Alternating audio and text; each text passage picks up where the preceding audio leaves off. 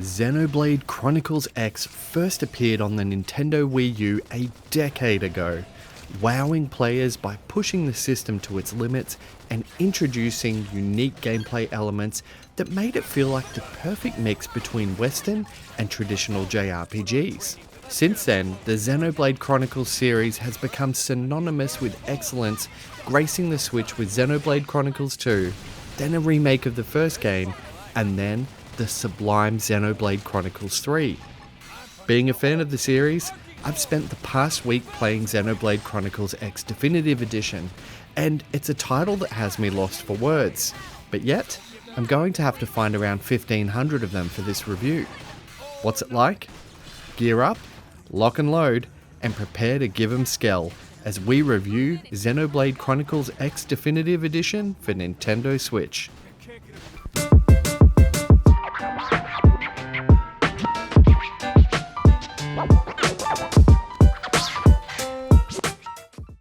Now, despite the game being released a long time ago, this will be a relatively spoiler-free review. Xenoblade Chronicles X Definitive Edition follows the story of the survivors of the White Whale, a single ship that escaped Earth during a terrible intergalactic war in which we were helplessly outnumbered and outgunned. The White Whale can't escape the clutches of war and is eventually shot down over Mira, a seemingly untamed planet teeming with all manner of wildlife referred to as indigents. You are awoken from your stasis a few months after the White Whale crashed, and after an incredible introduction, join the Blades, a team of soldiers from New LA to help hunt down the Lifehold, a section of the White Whale that holds the remaining survivors in hypersleep. The story pacing is exceptionally well done, delivering plot twists and moments that left my jaw on the floor well into the runtime. The writing perfectly conveys how high the stakes are for humanity, and adds a sense of urgency to your mission.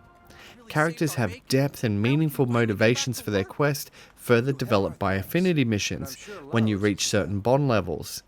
These missions delve into the complexity of characters and touch on the backstories and relationships of other Blades. It's not all heavy though, and there is Tatsu, a small furry alien who acts as comic relief, and while he's a series favourite, he's sometimes a little bit too much, relegated to being the butt of all food-related jokes. The story's pacing is handled by adding certain prerequisites in order to undertake the next mission. These can be reaching certain levels or completing affinity missions to move forward. Thankfully, in the case of side missions, the game tells you where the mission can be initiated, and it also allows you to participate in support or online missions to help quickly level grind, meaning you can be the right level in a matter of 15 to 20 minutes instead of the dreaded hours-long XP grind. One of the most interesting and compelling aspects of Xenoblade Chronicles X is the incredible world it's set in, the planet Mira, which is absolutely gorgeous. It's a world full of wonder, teeming with interesting and unique inhabitants, exotic locales, and varied biomes. There are moments of absolute awe, both scripted and non-scripted, that tantalize the player right from the get-go. One such moment is the first 20 minutes of the game, as you are introduced to the planet Mira, and the rain clears and the sun rises over Primordia, which is the section of the world you're currently in. It's somewhat akin to the first moments of Breath of the Wild, promising something grand and then consistently delivering on that for the next 70 odd hours of gameplay it'll take to roll the credits. While exploration is a core gameplay mechanic, it's something you want to do regardless to unravel secrets and hidden caches left behind by battling forces. Nearly every hexagon on the map has something to find or do, from locating wrecked skells to defeating elite creatures.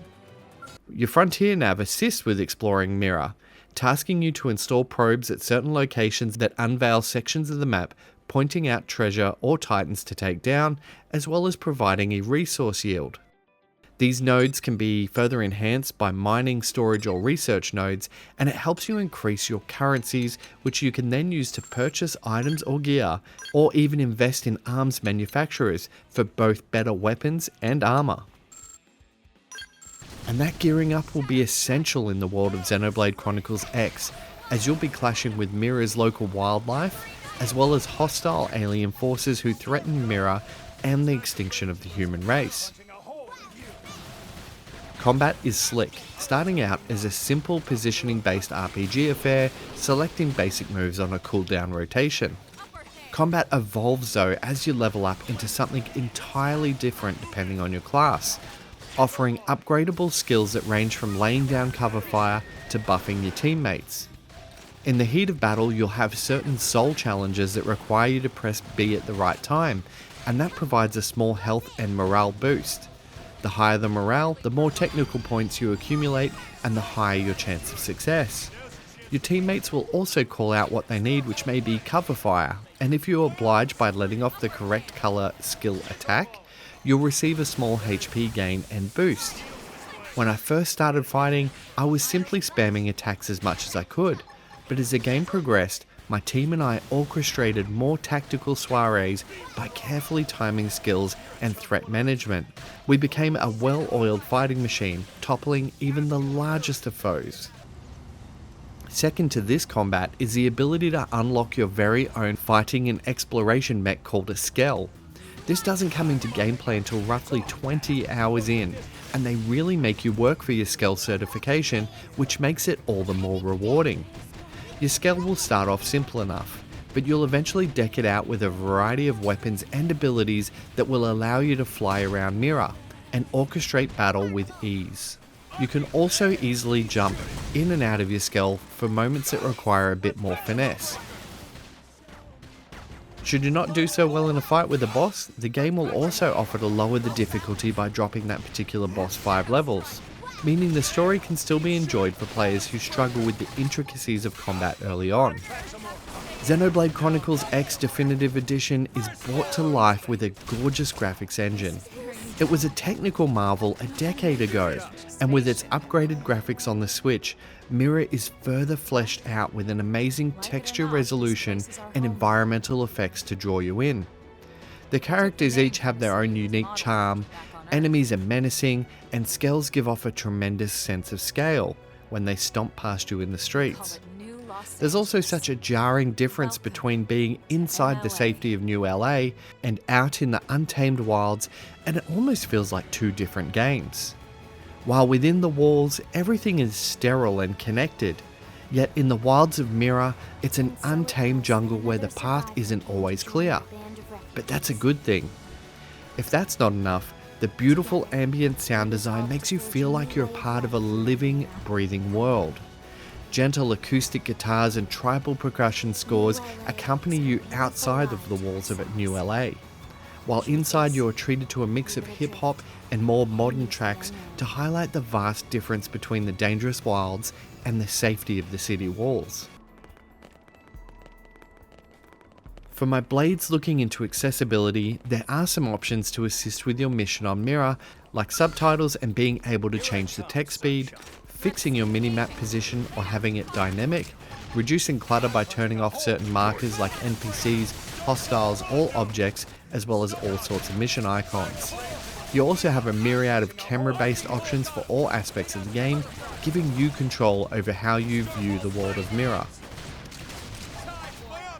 At just under $80 Australian, Xenoblade Chronicles X Definitive Edition is excellent value for money.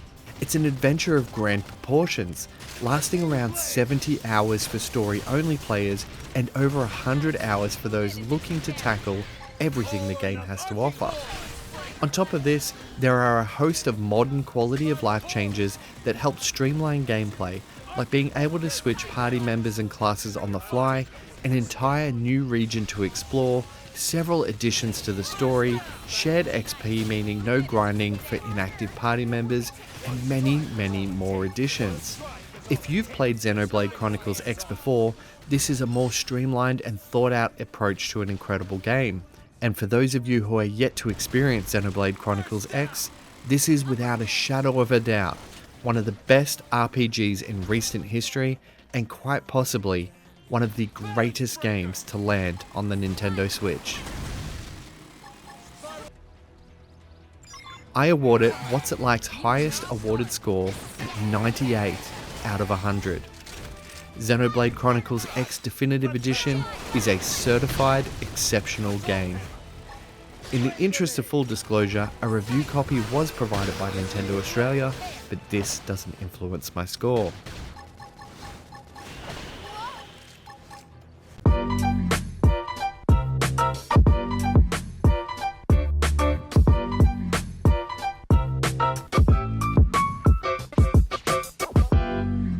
Thanks so much for watching my video.